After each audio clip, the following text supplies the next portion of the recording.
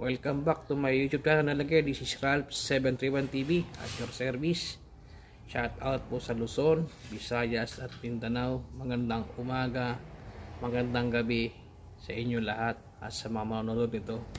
Kung mapanood nyo ng gabi, di magandang gabi. Kung mapanood nyo ngayong umaga, di magandang umaga. Magandang tanghali, kung mapanood nyo yung tanghali, okay? At sasagutin lang natin yung tanong ni Sir na nag-PM po sa akin. Ito, para ma-share din natin sa iba. May PM sa akin si Sir. Ang sabi niya, Sir, baka matulungan niyo po ako sa KLX ko.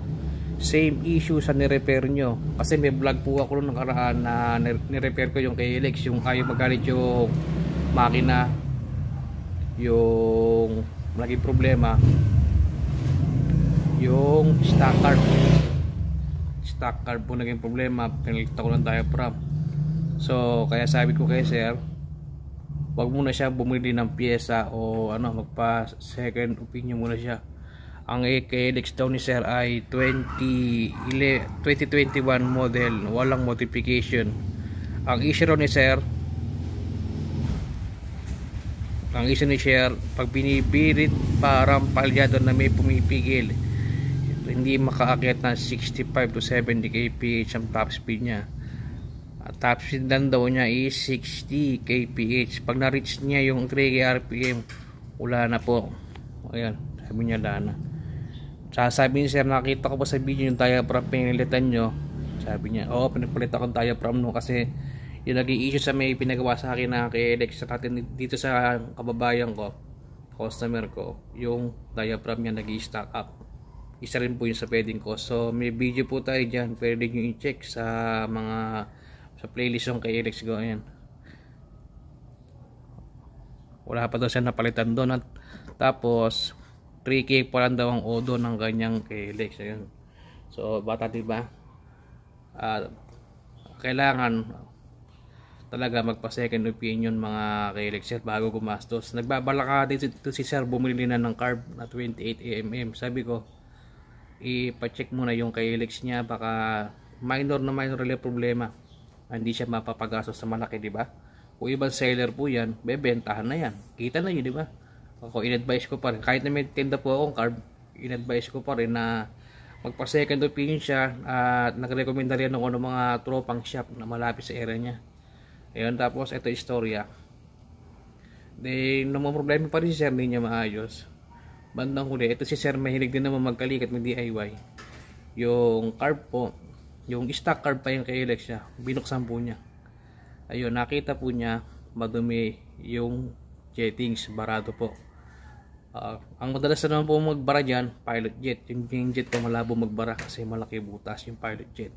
Yung pilot jet po, oras po na lumiit yung butas nun, doon na po magsisimula yung problema. Yung mawawala po sa tono. Ayan, isa na po yan. Yung hard starting. Tapos ano po ba, yung ayaw tumaas ng RPM, yung isa rin po yan. Basta may bara yung pilot jet. At minsan walang idle. Minsan naman pag napa-start mo, pinihit mo yung silingador, mamamatay. Yun po nangyayari doon. Paano maiiwasan magbara yung kita mo, nakatibid si Sir, nililis lang yan na wire, sinundot nila pilot jet. Paano makakaiwas sa mga ganyang gastos? Paraan lamang dyan, at saka sa kanyang problema, yung iba kasi mahilig po magpagas sa mga hindi kilalang gas station. Yan, isa po yan. Hanggat maaari, branded po tayo. Hindi ko sila pinopromote na ganun kay Shell, Caltex, Petro, yan po yung big 3 lang na yan. Sa Caltex, nakarga namin po yan yung platinum kung tawagin, na talaga nakakalinis ang carbon. Isa pa, may nabibili pong hinahalo sa gasolina para luminis yung fuel system. Yung sa Yamaha po tatak nun ipa-plus ko na nandito, hahalo nyo sa tangke, sa tangke nyo. Siguro sa full tank siguro ng KLX, baka 2 lata, pa-flash ko po rito. Nakakatulong din po yun. Tapos pag ginagamit nyo po madalas ng KLX nyo, mas mainam po na magpalinis kayo ng carb once or twice a year. Pwede po yan, palilinis nyo yung carb. Kasi hindi lahat na gasolina po na bibili natin sa mga gas station, minsan iba malinis. Iba may tubig, iba naman yung bioethanol, masama rin po epekto niyan. May KLX nga po kami nito 150. Ilang buwan lang namin ginagamit. Nung binuksan ko yung carb, ayaw umandar. Pag ayaw po pala umandar ng KLX, wag niyo pong pipilitin, masisira lang yung starter niyo at yung battery. Buksan niyo na po kagad yung carb. Pag ayaw umandar tapos may kuryente, ang sakit po niyan, parado yung pilot jet. Doon po kayo nilinis ko, naging kulay green yung mga jetting. Kala mo nilulumot. Ngayon hindi ko pa napaandar. Kaya pag bihirang gamitin yung motor, advice ko na maghalo kayo ng 2T oil. Kasi napansin ko yung mga 2-stroke naming motor, dito yung mga pang motocross na race bike, di ba di 2T po yun, fully synthetic, hinahalo namin. Kahit po gamitin namin, hindi namin siya gamitin na isang taon. Pag binuksan mo yung carb, malinis po yung loob, malangis. Tapos pag gusto mong gamitin, sasalin na mo lang pong gasolina, sipaan may aandar na po. So yun lang po yun. Kaya maingat po talaga. Tapos sa air filter, kailangan maalaga rin po kayo dyan. Number 1 din po yan. Isa rin po na sa nagpapadumi ng carb pag walang filter, hindi nagpapalit ng filter o inaagnas. Basta may naramdaman kayo symptoms na ayaw magalit ng makina, basic muna po tayo kay Elixir, mga ka-Elixir. Sa carb muna po tayo, spark plug, doon muna po tayo bago tayo bumili.